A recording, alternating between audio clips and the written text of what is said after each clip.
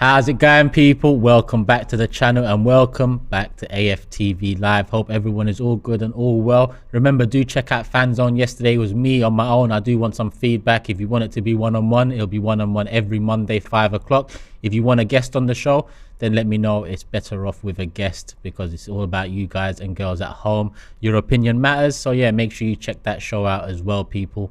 Every Monday, 5 p.m, I'll be going live, FANZONE, talking to you at home. Download the AFTV Plus app. But it is an AFTV Live today. It's not a FANZONE. And what are we going to discuss? William Saliba back in training, the nominees for the Premier League Team of the Season 22-23. And there's a bit of controversy on Twitter following a Twitter post from the Arsenal social media team that we're going to get into at the back end of the show. Hit the like button. People, there's 500 here already, nice and early. Let's get it up to 1,000 likes if we can. Obviously we can't now with 500 there, so no smart answers, but once we hit a K we can get the likes up to 1,000 as well. And as you can see, as always, every Tuesday, my co-host for the show, Cecil, back in the building. What's going on? Good. I'm all right. I just wanted to obviously let people know as well, the Invincible podcast live at Islington Assembly Hall on the Tuesday the 23rd of May. Get your tickets. See Robbie and Lee live Q&A. Also get to watch Invincibles live in the flesh. Something I want to mention. Go check out their recent episode that should come out later on tonight, about 8 p.m. You can get tickets there as well. So I'll just throw that in there. But I'm all good. Price of things are very expensive right now, so I was going to mention that life is expensive. So everyone out there that's feeling the crunch, I'm feeling it too as well. What makes you say that, bro? Just like everything nowadays, getting into work, like the obviously costs we have of getting, God willing, I've been lucky enough to be able to get a property and get a house, and paying for that is crazy. And just life in general, just doing things is a lot more expensive. Going to see Arsenal is more expensive. Things that when you're there, get into the games, everything is just a lot more expensive. And I don't know, I feel like there's other people probably feeling this. I've watched some other podcasts as well, they've mentioned it. It's crazy out here right now. And don't worry, you're not alone, people. If you feel like, right now it's expensive times out here. It really is. And especially if you want to go see Arsenal in the last couple of games of the season, boy, you got to have a ransom sort of money to get that. So I just want to bring that up. Listen, it's expensive outside right now, especially in London. But yeah, wanted to bring that up. And also just how I'm feeling. Everything's all right. Just the West Ham draw, obviously, we're not going to go into it. We're not going to talk about it because we spend plenty of days speaking about content and the matches, but wasn't a great result in terms of the draw. But people come up to me now feeling that it's now City's league, City's Premier League title, and just want to say to people, keep the faith, man, keep the faith. I'm one of those guys that stay positive all the way, believe until it's mathematically impossible. Keep the faith, keep supporting the boys, and listen, big couple games coming up, it's going to decide a lot. But yeah, apart from that, man's good, but it's expensive outside. Yeah, I don't know if you're feeling it. I don't know. You might. Of course, everyone's feeling it. But Andrew here says it's expensive everywhere, not just in London, and I'm with you. I'm with you. Everything's gone up all over the gaff. It's absolute madness, bro. Just train fares, petrol, just everything. Food, it's just everything, bro. But yeah, everyone's not alone if you're out there, unless you're part of the 1%ers. Hope everything's okay right now. It's mad, but apart from that, Arsenal keep me happy as long as we keep winning. But yeah, anyway, we got a good show. We got a good show with a few knots. Yeah, through topics. But yeah, as long as we're back to winning, everything's all right. And Sally's asking, is this live? Yes, it is live, Sally. Welcome. We've got 1,000 in the building now. Let's get up to 1,000 likes. And let's go into the first subject matter. I think it is a bit of, not necessarily big news, but it's big seeing William Saliba back at London Colney, doing a bit of rehab, doing a bit of work on the cycling machine, I believe it was. Mohamed Al-Nene posted earlier today, I don't know, was it an Instagram story? Instagram story. We actually have the clip for you guys. If you haven't seen it, we'll let you have a look now. Willy, vamos, Willy! Vamos, amigo, vamos! Vamos, my friend! We go, man! It's good to see because Saliba has been integral to why we're top, and I feel like we are missing Saliba. Listen, first and foremost, Rob Holding's come in and done a job. I think we all know what his limitations are, and we all know that it's a drop-off in quality from William Saliba, but he's done a job, and I don't look at any of the results and say those drop points are because of Rob Holding. I was worried about the Anfield trip in particular. We got out of there with a point in the end after being 2-0 up, but generally I just feel like Saliba playing at the back, building building the play up from defense to midfield to attack. He's a lot more efficient at it than a Rob Holding. So I think at times when we need to apply pressure to teams, i.e. that last 20 minutes against West Ham, we seem to struggle with it at the back. We wasn't really taking the risk between the lines. Rob Holding being a part of that too. It'd be great to have William Saliba back for Southampton, but Manchester City is the one that I really hope and pray that he's ready to go in for. And at the same time, people might say he needs to have some minutes against Southampton because it's been a little while since he's actually played for us, and it has now prior to the international break. It was the Europa League fixture that he came off in. I would suggest some minutes against Southampton and then starts the Etihad game, but we don't know how far along he is in this comeback. All we know, like I said, it's not necessarily news, it's just seeing him in and around training. It's an update. He's back around the team. He's back, on the cycling machine. We haven't seen pictures of him on the training ground yet, so hopefully that's the next piece of the puzzle. Yeah, just to give you more, I don't know the full context. I'm not a training ground, but that could be William Saliba warming up. That could be William Saliba cooling down. We've seen him on a cycling machine. Obviously, he's with El Neni. Her name's got a long-term injury currently at the moment. So I don't know how good of a sign it is to many people, but for me, it's good to see him cycling, fully involved. You see him doing this as well whilst he's cycling. I don't know if you guys remember, you saw Eddie Nketiah in the gym on his recovery doing this as well.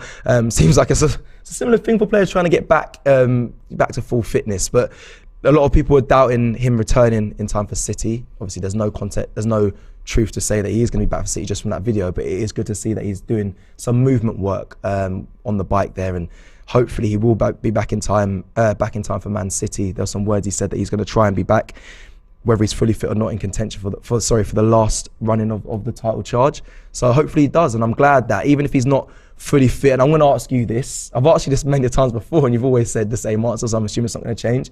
William Saliba 60 to 70% fit, or Rob Holding 100% fit, we still bring in Saliba against City? The easy answer is yes, you bring Saliba back because Saliba is such a big player for us. At the same time, you need to be 100% against City and against Haaland in particular. So I'd go with Saliba even if he's not fully back fit, ready for that game. But that can also cost us too. Yeah, it's true. It's very true. It's not necessarily he comes back in and we're back defensively solid again, because City are firing on all cylinders right now. Haaland is on the verge of breaking the record. He has the chance to do it against us in terms of the Premier League goal scoring record in the season.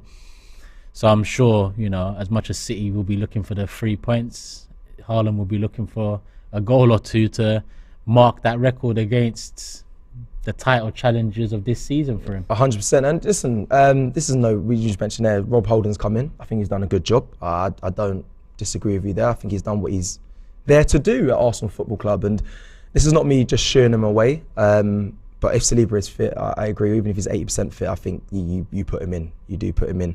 I'd love to see him. This would be a dream.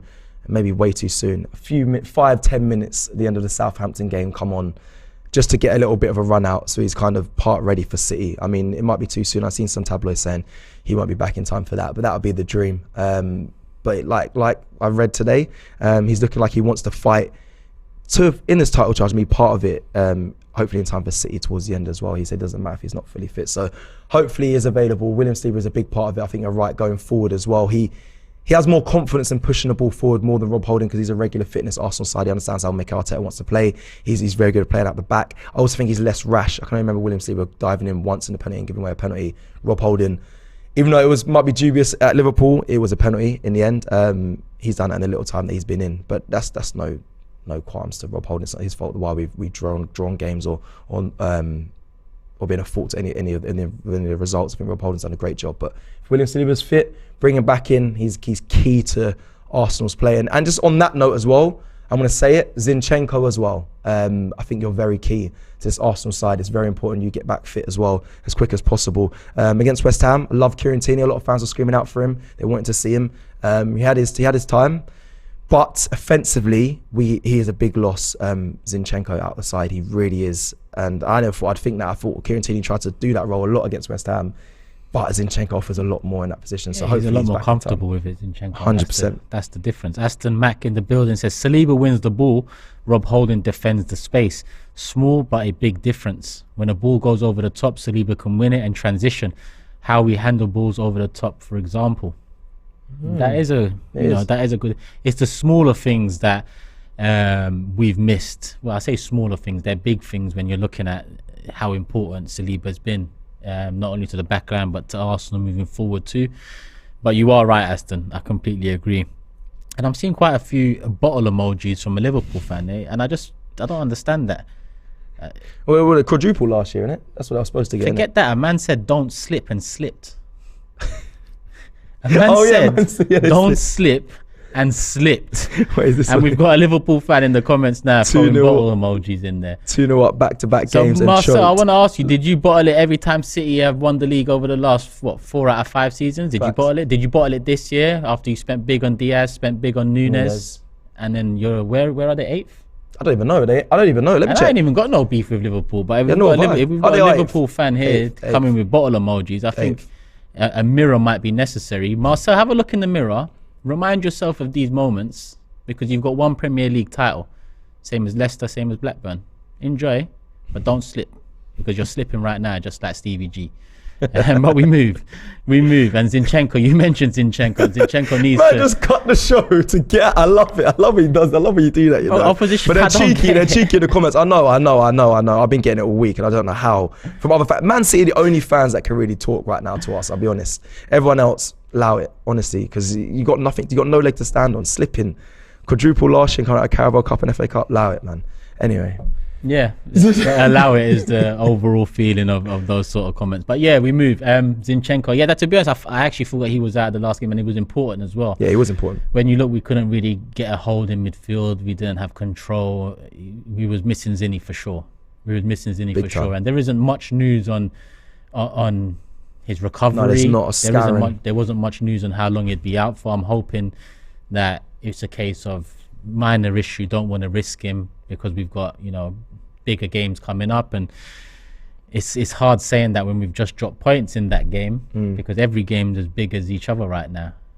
Whether it be Southampton, I think the Southampton game is as big as the City game right now because we haven't played it yet. If we don't get 3 points against Southampton, then the size of that Etihad game dwindles a little bit in terms of the general consensus and feeling would be that we've let it slip already leading into that game. So we need the 3 points against Southampton, and then we move into the Etihad, and that will be the biggest game of the season if we manage to get the 3 points over the line against 100%, Southampton. 100%, and it will come down to that. And I expect 3 points. And you said there it won't make it as big of a game if we don't pick up points against Southampton. For me, it's if people want to talk about bottling, the draw at West Ham, and then if you lose to Southampton at home, to me, then yeah, you're on the course to bottling an amazing opportunity to obviously win the league. But saying it now when there's Arsenal still top of the league, it's still in our hands. I hate that saying, but it's the truth. Yeah, it's outrageous. I see Marcel drop some more in there earlier, but ridiculous from a Liverpool fan. But yeah, no, listen, Southampton, and I'm not looking past it because I made that mistake before the West Ham game. Me and Robbie were talking, and he was just like, "What are you thinking?" I was like, for West Ham, I was like, I'll be honest, I'm looking at the City game. He's like, whoa, we've got 2 more games. Like, you still got West Ham and Southampton. But I was like, my focus is on that City game. That's what it's going to come down to. Was it West Ham? And obviously we drew. So now you have to look at that Southampton game. But I don't think it's harsh me saying I expect us to get a win, a reaction from the boys, a bounce back. We're at home. We should be able to get the job done. And then after that, it is the game that I think many of us, it's not even just me, I think many of us are looking at that Man City game.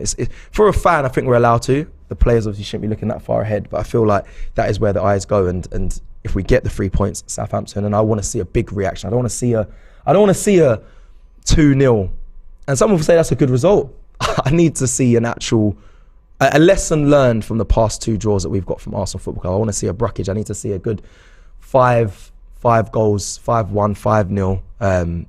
Because that is what Arsenal need to learn. They need to adapt and learn how to kill off teams. And I want to see that come this Friday. But yeah, after that, then the eyes go to Wednesday against Man City, the biggest game of the season. Big one.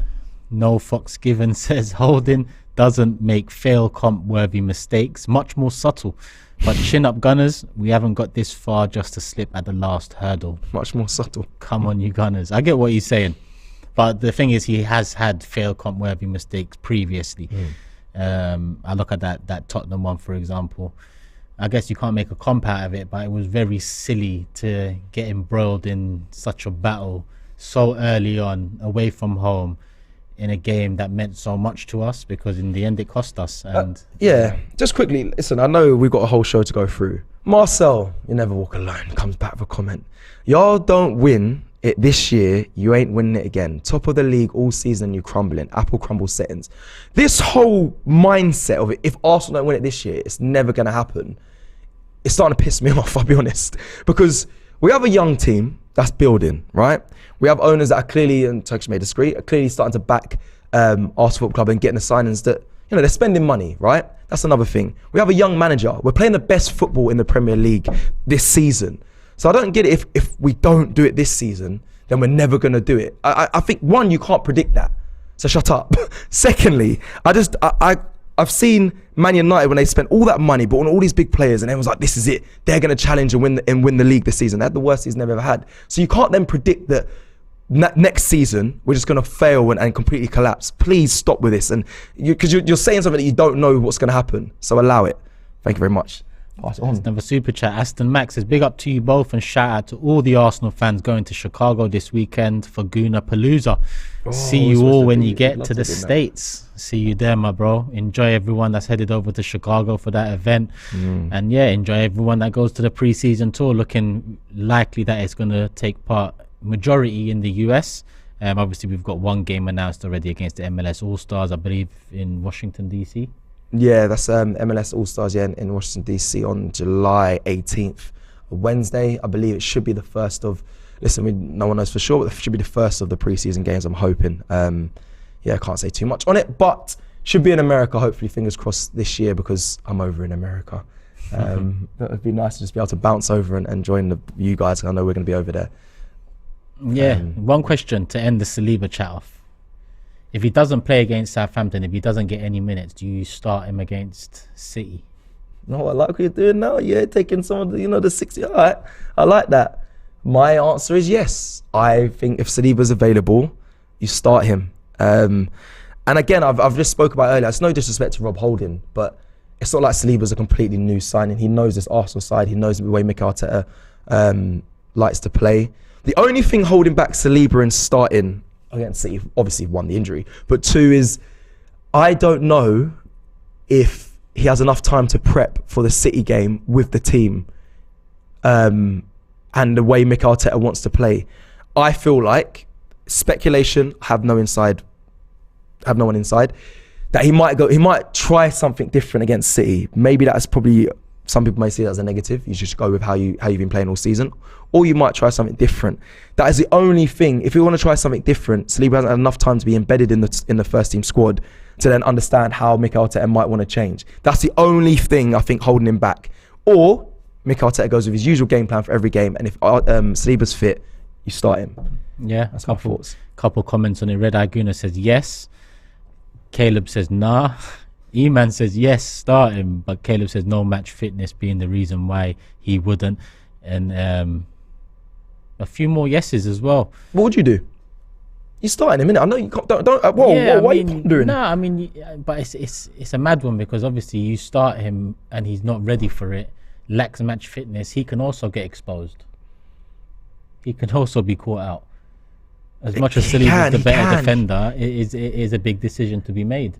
Like I said, the easy answer is Saliba, and that would be my answer. Yes, if he's available, start him. But that doesn't mean the lack of match fitness doesn't worry me. That doesn't mean, is he 100% ready? Doesn't worry me. But Rob Holding against Haaland also worries me. I think Haaland against a fit Rob Holding and a fit Saliba, even still, I think he's going to cause any defense problems. So it's just, what's the better probability of who's going to reduce that also factor? You don't want to knock Saliba's confidence if he's not ready, starts and gets dealt with by Haaland, because you know what the headlines will be, you know what the opposition fans will be saying after.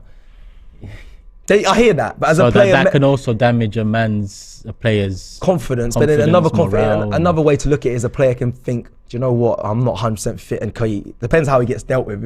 If Haaland goes and does a hat trick in 10 minutes and Saliba has a load of mistakes, then yeah. But it's not. I don't think that's gonna likely happen. I think if Saliba's not 100% fit and Haaland scores 1 or whatever, he's gonna think, I'm not even 100% fit, and yeah, okay, he scored 1, but it is what it is. In his mental, I know the tabloids would completely shut that down and try and kill the decision of putting in Saliba, but I think as a player you'd think, yeah, you did it right. He didn't destroy me unless he destroys him. Yeah, it's all hypothetical. Tej says Holding will have Haaland in his back pocket.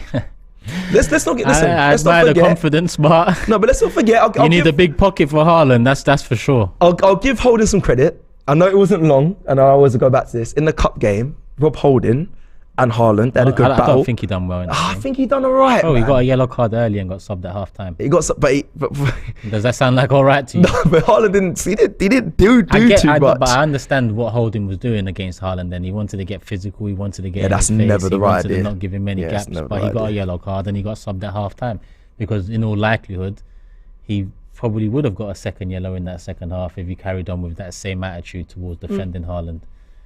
It's a good point. I just feel like I've got to give him credit for that. The 45 minutes in, Haaland didn't do too much. Okay, he got him booked, but that happens in football. You're a centre back against Haaland. But I have to say that on the flip side, Haaland right now is in a different sort of form. So yeah, we'll see.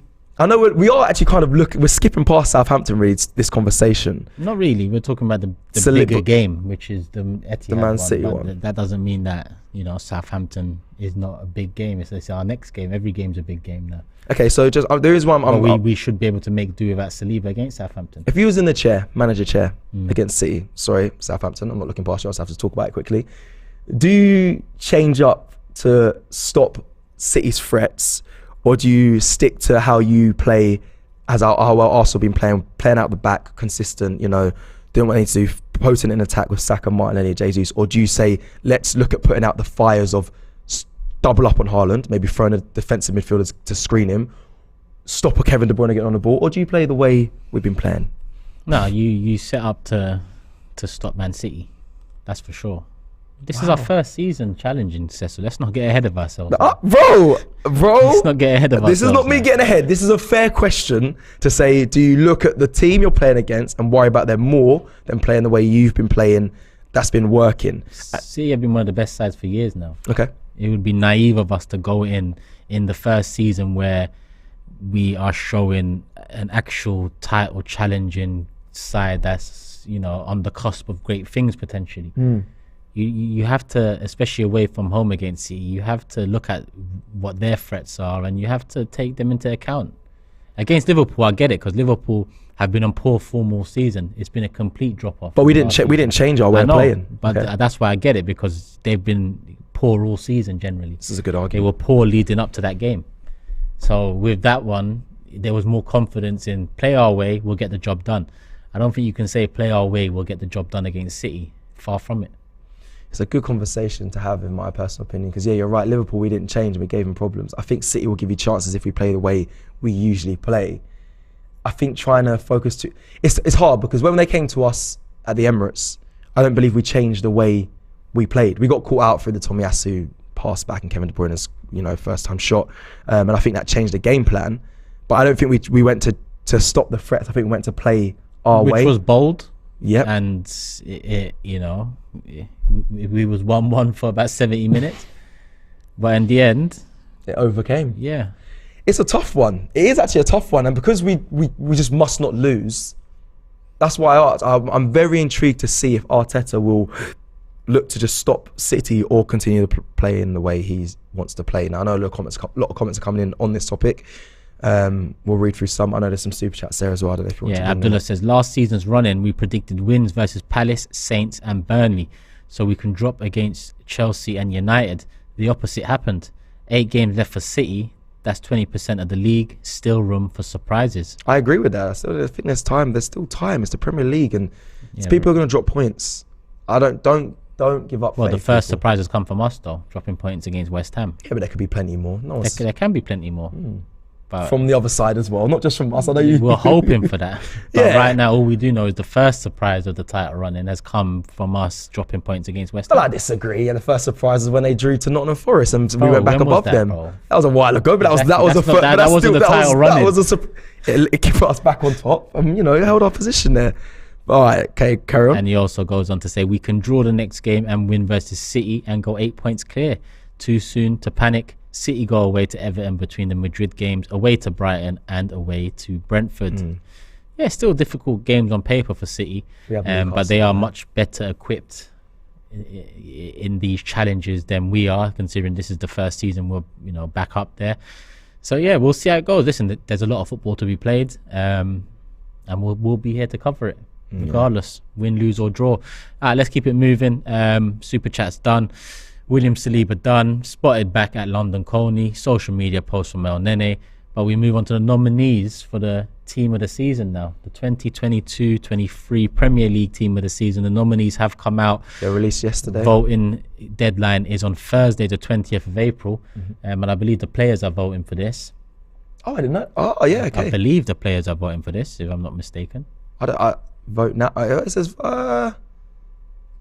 yeah, it could be. I play a team of the season. Vote now. Let me just see. I'm on it right here, so why not? Well, you can make your votes. But Oh, you I'm can gonna vote as fans as I'm well. gonna vote Ramsdale right now. Submit my vote. Yeah, They shouldn't allow fans to vote though, because then it just depends on Who's got the bigger fan fan base. fans, online fan base, and maybe it's a mix of things. Maybe it's a mix, but there are some surprising omissions and see. surprising entries in the nominees for the team of the season. So I thought, you know what, let's just pick them out and then see what we think. Me and Laurie did kind of go over what our team of the season would be last week. Heavily went towards an Arsenal majority team. yep. It is AFTV, so what can we do? We are Arsenal fans, so it's going to always be like that. But let me not start with the omissions. Let me start with the goalkeepers first. Yeah, let's start. Yeah, let's just go through the positions. Yeah, so nominees for the goalkeepers in the Premier League 22-23 team of the season are Alisson, Kepa, Leno, Pope and Ramsdale. Already I look at Kepa and Kepa just is a think madness. it's a bit mad. Kepa is a madness. Aside from that, I'll probably put Edison over Kepa or not? Raya. Brentford. Ray's not Yeah, bad. Yeah, not bad shout. I think he deserves a nomination at the very least. Not a bad shout. Ramsdale definitely. Nick Pope, the most clean sheets so far in the Premier League. So he's got to be in there, and he's up there. Yeah, Ramsdale and Alisson, of course, but Kepa's one I that actually jumps out at me. think De Gea's got the believe it. most clean sheets now. Is it? No, I last believe time, so. Last time I checked, it was Nick Pope at 13, I believe. Double check that. Yeah.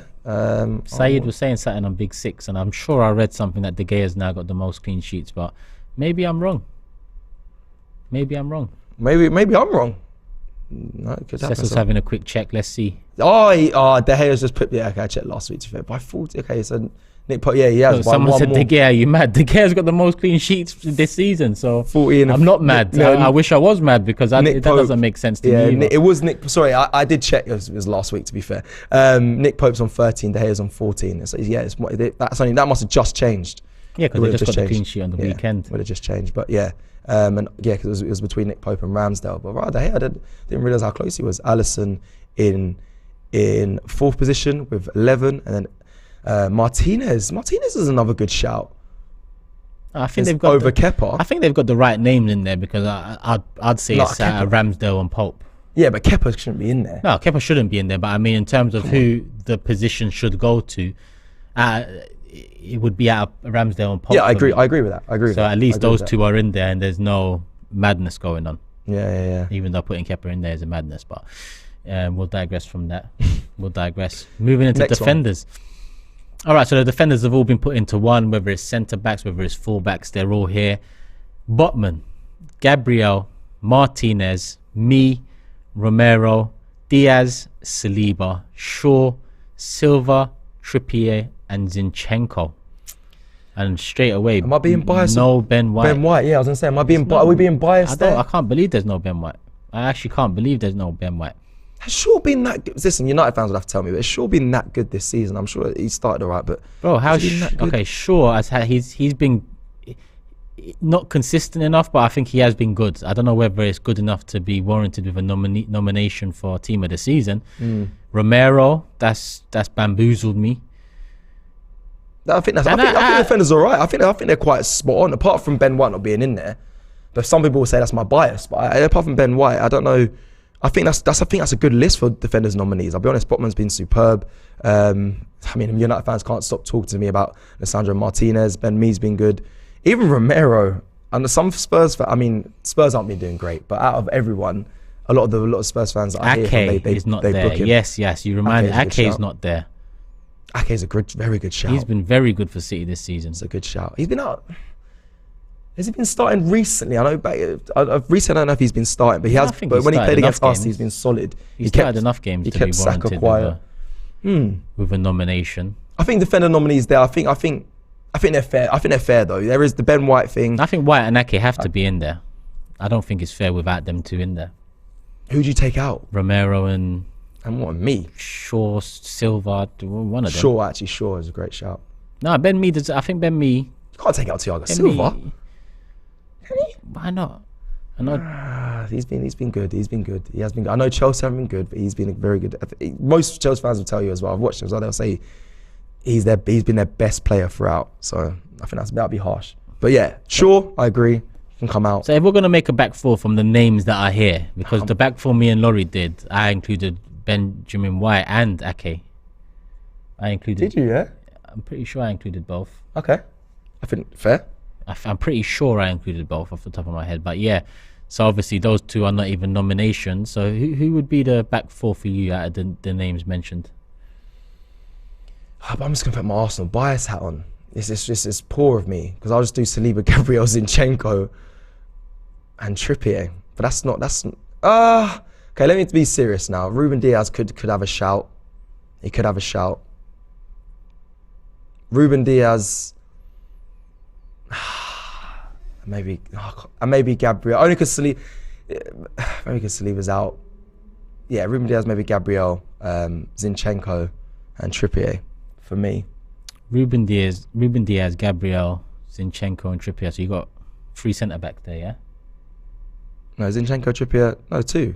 So who did you say? Ruben Diaz, Gabriel, Zinchenko. Oh, okay. And I would put Saliba in there, but he's out right now. I thought you said me.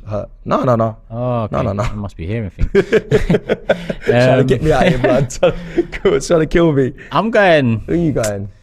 It's mad for me not to include Diaz, and I think he does deserve it. But listen, I've got my Arsenal hat, and I don't give a shit.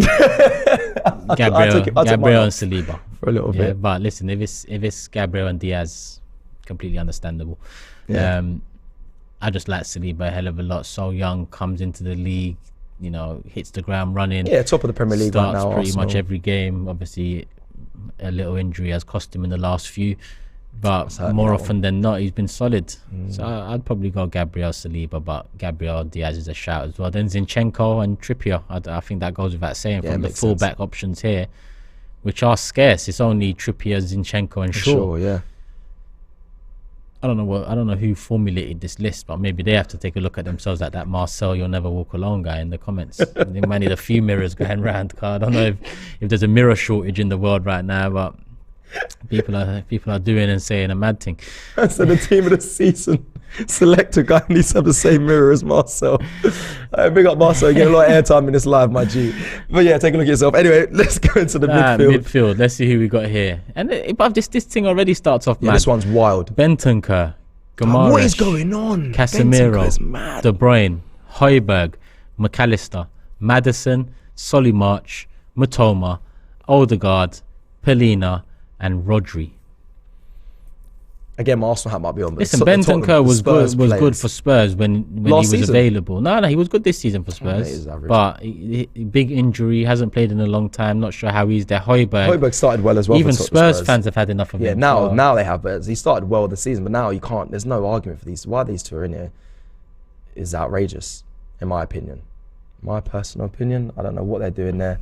I'm trying to think of replacements that could go in. I don't understand how Thomas Partey is not there. That's a big one. I really don't understand how Partey's not there and Højbjerg's there. I think these men are trying to be fair. When they're trying to spread it out a little bit. Yeah, spread it out. But how have they managed to put 2 Tottenham midfielders into nominations for team of the season? And only one from Arsenal. One from Arsenal when we have controlled the majority of games. From the midfield. even Xhaka over Højbjerg would be fair. That's outrageous. But not happy too much with those, I must say. Casemiro's quality, but how many games has he started for Man United this season? How many games has he stayed on the pitch for as well? Bloody hell. Yeah, no, listen, the midfield. True. Yeah, the midfield. I like Bruno Guimaraes. I think that's fair. He's been superb. De Bruyne has to be in there. Guimaraes is fair. De Bruyne's obviously more than fair. McAllister's fair. I think good. Everyone but Højbjerg and Bentancur, I'm looking at it like... But is that our Arsenal hat, though? Because it doesn't matter what hat you put on, them man shouldn't be in the list. Not for you to say, doesn't matter what hat you put on, them man are shit. Yeah, well, that as well, but they shouldn't be in the list. They should not be in the list. I just don't understand how they get in it, Partey doesn't get in it, and I'm thinking about other midfielders from other teams. And so am I. Off the top of my head, I'm struggling at the moment, but... So am I. I'm sure the comments they'll have some answers for that as well, though. I'm sure they will for some of the midfielders that could go in there. The strikers is kind of my well, let's pick up three well. midfielders first. So go ahead. You do the three in midfield first. Simple. Rodri, Odegaard, and De Bruyne for me. Simple. And that's not me not giving flowers to the lesser. I don't say lesser clubs, but the clubs that aren't in the top two. But that is, out of those names, you have to give it to those players. You have to. I'm sorry. Can you argue Bruno? No, you can't. You can't. Sorry. That's it. That's it. The only debate would be Rodri and Casemiro. And I know the United fans, obviously, they might sway to Casemiro, but again, I spoke about it. Rodri is discipline-wise, is for me, it's important. Being available is important. He's also added goals as well. Rodri there in the defensive mid, and then De Bruyne and Martin Odegaard. I get you still. But I do think McAllister and Guimaraes are in with a shout. They're in with a shout, but they're not getting the position. Come on, Turkish. They're not stepping in over De Bruyne and Martin Odegaard. Come on. Even if you want to be divisive here, come on. No, I get you, but they listen. They come off the bench. The league is more than just the two chasing the title. I'm not denying that, but the quality of those players is second to none. Rodri's been incredible for City this season. I think Rodri's a given here. I think Casemiro hasn't played enough games for me to say team of the season. Overall, if you're asking me Casemiro or Rodri based off of the last 5 years, Casemiro definitely for me. But if we're talking about this season, Rodri is the one. De Bruyne for me is one of... He's a world-class player. He's still very productive, De Bruyne. I think he's incredible. Still creates a lot of key chances. Still runs the show from midfield. So it'd be very difficult to see past him. But at the same time, McAllister at Brighton's done his thing. Bruno at Newcastle has done his thing as well. You're being we'll go with what you said. De Bruyne, Odegaard in front of Rodri. I like that you put up some half a few jabs there, but in the sense of trying to get them in. I'm not going to take away from them. I think they're in with a shout though, man. Fair. Newcastle have had a great season. Brighton are having a great season. Listen, if Arsenal win the league, does Odegaard get player of the season for you? If Arsenal win the league? Nah. Who would be your player of the season if Arsenal win the league? If Arsenal win the league, Saka at present. Wow. Okay. This was a floating around this question I saw online as well. Okay, so if City win the league, does Saka still become player of the season, or do you pick a City player? And if it is Haaland, I mean, fair. That goes without saying. To be honest, if Arsenal win the league, Haaland could still get player of the season because he's due to be breaking this record. And it was a fucking big record to break. It looks like he's going to blow it out the park. It's not like he's going to beat it by one. At the rate he's going at, he might hit 40 in the league. Which is actually mental. He can actually hit 40 in a 38-game season in the Premier League. In the Premier League. Highlight the Premier League, the most competitive league there is. I just said it yesterday on the Big Six. Was it the Big Six I said it on? So what's that in all competition? If City win competition, if City win treble and Haaland continues this goal-scoring form, he's up for Ballon d'Or. 100%. Never mind player of the season, he's up for Ballon d'Or. I don't think people are understanding the fact that if City win the league, forget that. If City do the treble, and then they get the three-peat of winning the Premier League, that's the greatest football achievement that there is, in my opinion. Ballon d'Or is very necessary. He wins it for me. Sorry, he wins it. In with a shout with the World Cup. I hear it. That's the thing. I hear it. They'll class the World Cup as this year's for this year's I Ballon. hear it, but I'm sorry, the treble, a Champions League, no, it's mad. a That's Premier mad as League, well, and yeah. an FA Cup, and then a three-peat with Hart and the goals. Nah, mate. It's crazy, isn't it? Yeah, it's mad. No, I don't stop giving forget that. Bun you lot see. Fuck you see, man. Let's move on to attackers now. So we've got 3 attackers to pick. Let's see what the nominations are. Almiron, Martinelli, Grealish, Haaland, Havertz, Kane, Mahrez, Nunez, Rashford, Saka, Salah, and Watkins. How the fuck did Where is Havertz Tony, bruv? Where is Tony? Get into this? Where is Tony? Havertz. I've never really rated Havertz. I don't think he's a good player personally. Tony should be in that list. Tony should be in Havertz shouldn't be in that list. And to be honest, Nunez. Be real with me. Be real, yeah? I need Liverpool what's his name? Marcel. Be real with me. Is Nunez that good? Listen, he gets himself in good positions. He's fast. He's strong. Athletic. But he misses big chances. And all Liverpool fans say to me, he'll be the truth. He's the truth. I get that. But has he been this good? Like, the gas and the hype he gets, it baffles me. I think he has the attributes to be a great player in the Premier League. But I think we're overrating him massively so far this season, in my opinion. No, Nunez is good, but he doesn't deserve to be nominated for Team of the Season. But he is good. I think we'll see a better Nunez next season. That's not to say he hasn't had his moments this season, because he has. But he's missed an awful lot of good chances for Liverpool. I just think we'll see a better Nunez next year. He's got all the attributes to be a success and to be a 20-goal a year player. So I'm holding tight on my evaluation of that signing yet, because I think there's more to come from him. He's got all the attributes needed. He just needs to be a bit cooler in front of goal. That sounds like potential talk. And he's a big man, isn't he? How old is he? He's got to be 20-something, 21, 22. Yeah, but that's 21, that's not big. Saka's 21, but yeah. Okay, that sounds like potential talk though. But Nunez for a Liverpool is young. side, I don't know if he's that young, but he is young enough to be given time. 23 years old. 23. Yeah, potential talk at 23 is a bit mad. But for me, anyway, personally. But anyway, listen, we'll see. It's a next season thing for me. When it comes to Nunez, I think Ivan Toney not being in there is a bit mad. Havertz being in there is crazy. Almiron started well. It's, for me, falling off a cliff a little bit. Yeah, he has. But I know they've got to spread it out a little bit. They have to spread it out. I don't know who replaces him. People might have some nominations that they'd throw in there. But for me, yeah, that's an interesting one. Go with your front three. Martinelli, From there, Saka, Haaland. Yeah, I thought you'd say that. Simple for me. No, you can't put Salah over Saka. No way. Simple for me.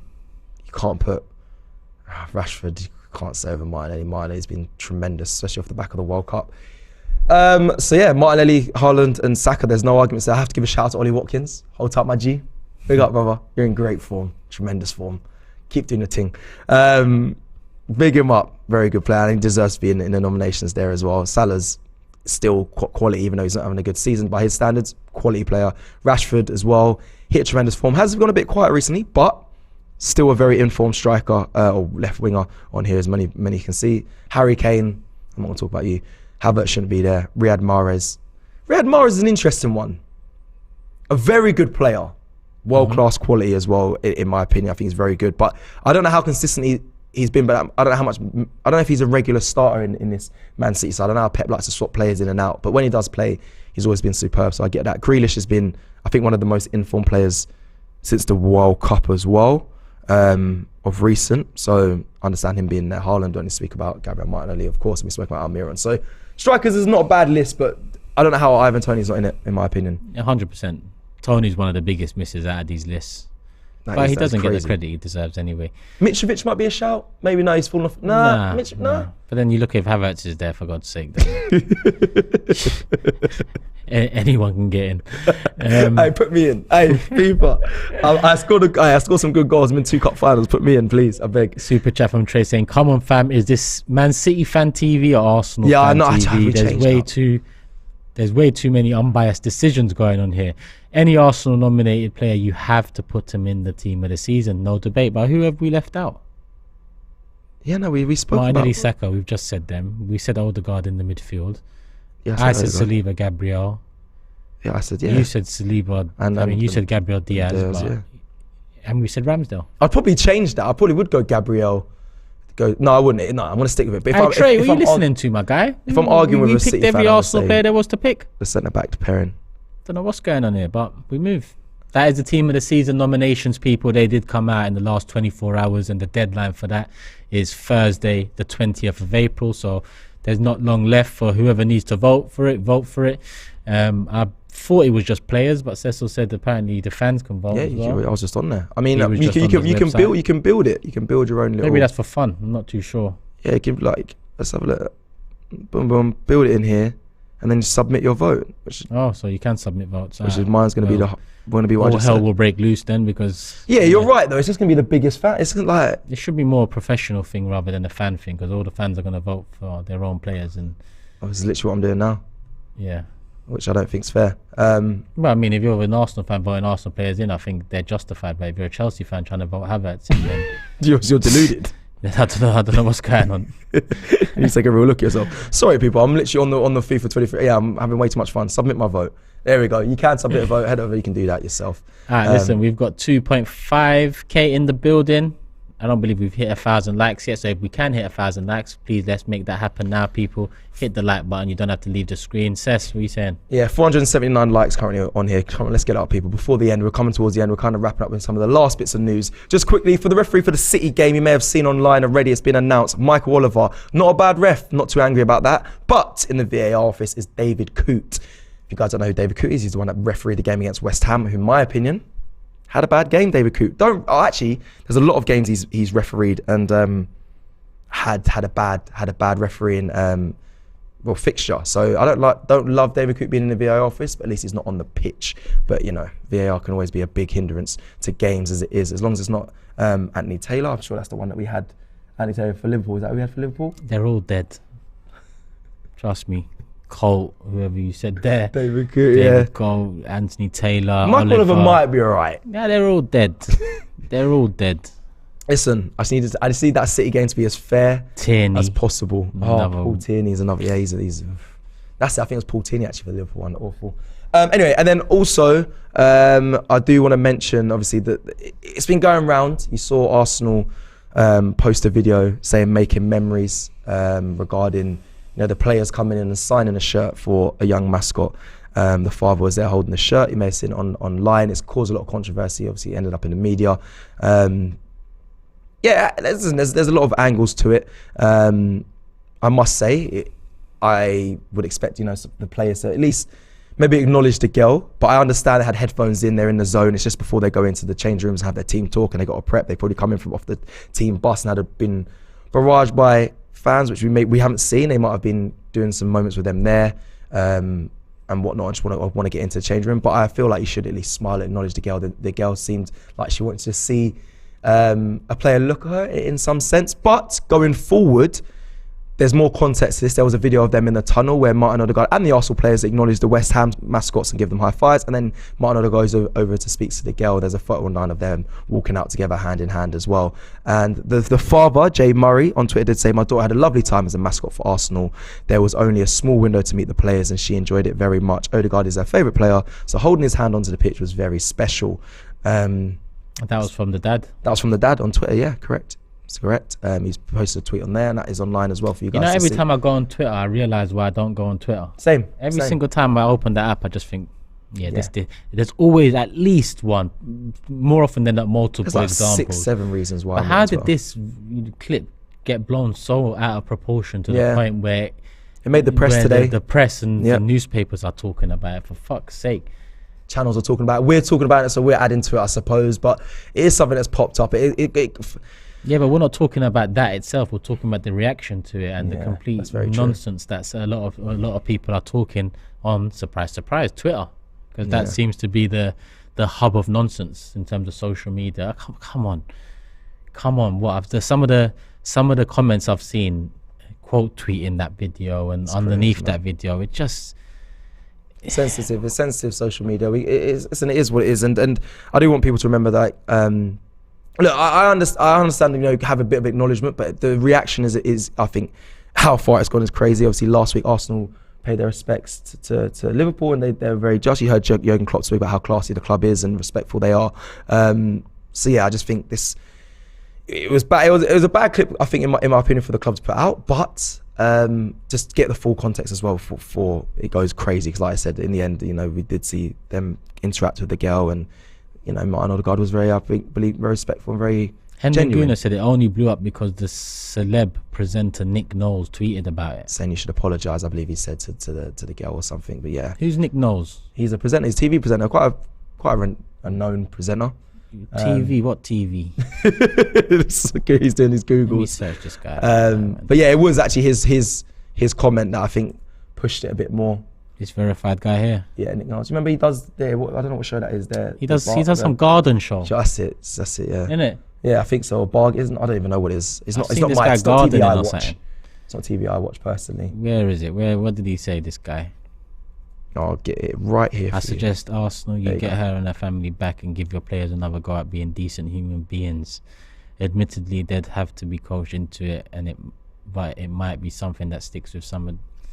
Nick Knowles, go pick up a spade and dig something and plant something, my guy. Because what are you talking about here? Causing a whole heap of nonsense on Twitter for what? One little clip out of context. Like, you know, when these kids come in and take part in these match days and events, it's not just that moment they get a chance to meet the player. There's more to it before, after the game. They have a lot more intimate conversations and time to fucking... Nick Knowles. Sometimes, you know... Don't, just leave it. We'll move on. We'll head over to the super chats to kind of round off the show because, yeah, we'll move on. So Bob Marley here, or do we do Trey D? Do we read up to there? Have you read? Oh, actually, there's quite a few of those comments. Apologies. Let's go to Eros. Says, good to see you both, Cecil and Turkish. Big up. Thank you. It's always good sharing the screen with Turkish, and you know, speaking to you guys is what it's all about, and giving you the updates and our thoughts and opinions on yours as well. Trey D with a super chat says, come on fam, is this Man City? Oh, we've already read that one. Bob Marley says, players are going to war, no time for extra emotion. Focus. There's that way to look at it. There is that way to look at it. Ricky Proctor says, Cecil, will Ollie Watkins be called to join Arsenal? He's obviously a big Arsenal fan. His agent is also an ex-Arsenal player. But, I mean, yeah, I hope so. Actually, do I hope so? I think he's a good player. Is he Arsenal standard? If Champions League standard next season, I don't know. If he continues this form, there's a conversation there. He's in tremendous form. Is he better than Eddie?